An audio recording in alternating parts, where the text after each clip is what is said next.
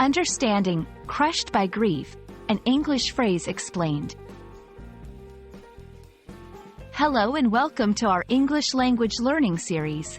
Today, we're going to explore the phrase, crushed by grief. This is a powerful expression often used in English to describe a deep and overwhelming sense of sadness. Let's dive into what it means and how you can use it in your conversations. The phrase, crushed by grief, is a metaphor.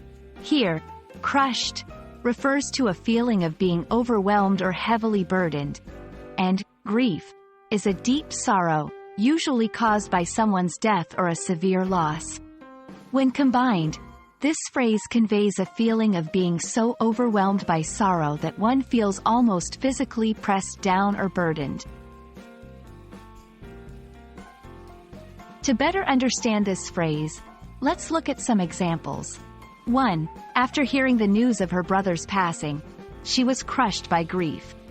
Here, the phrase illustrates the profound impact of the loss on her emotional state. 2. The whole community was crushed by grief when the local hero passed away. This shows how a collective group can feel immense sorrow. When using crushed by grief, it's important to be sensitive to the context. It's most appropriate in serious discussions about loss or tragedy. For example, in a conversation about a recent sad event, you might say, "I understand how you feel."